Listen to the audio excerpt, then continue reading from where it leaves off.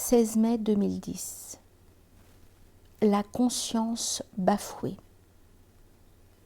Bousculée? Oh, combien bousculée! France 2 donnait hier soir et en direct Colombe de Jean Anouilh. À ma plus grande honte, je ne connaissais pas cette pièce. C'est peu de dire qu'elle m'a bousculée. L'argument en est des plus simples.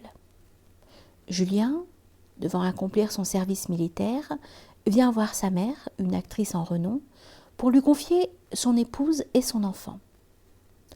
Où l'affaire se complique, c'est que Julien est un homme de devoir.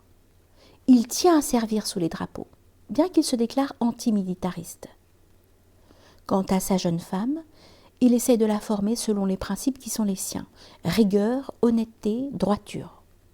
Seulement voilà, Julien parti, Colombe sera voué au théâtre, ce qui est bien, et au théâtreux, ce qui l'est moins. Sa jeunesse et son innocence faisant le reste, elle cédera vite aux tentations d'un monde fait d'artifices, de mensonges vrais, d'esquives et de faux fuyants. Chaque acte, chaque scène, chaque réplique mériterait une analyse, un commentaire, une réflexion.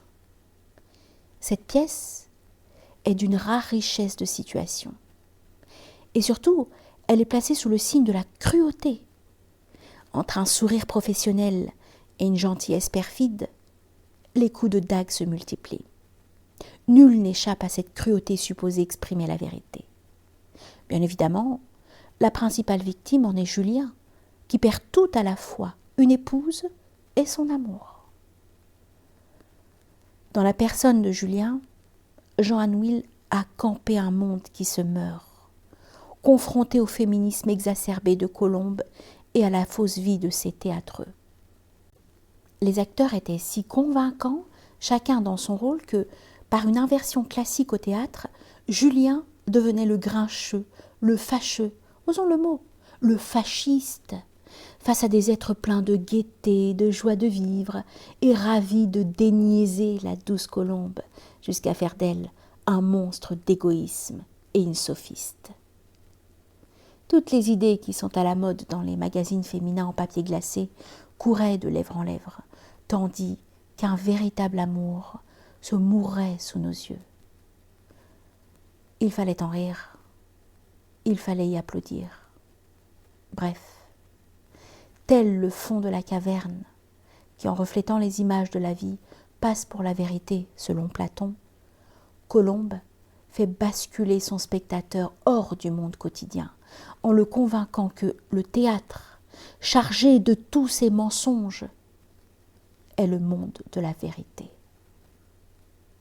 Est-il satire plus proche du monde actuel, où l'image a remplacé l'imaginaire, et où le déni de soi devient un art de vivre? Car enfin, le moteur de ce pauvre Julien n'est autre que sa conscience. Faut-il supposer que ce mot de conscience est devenu obscène?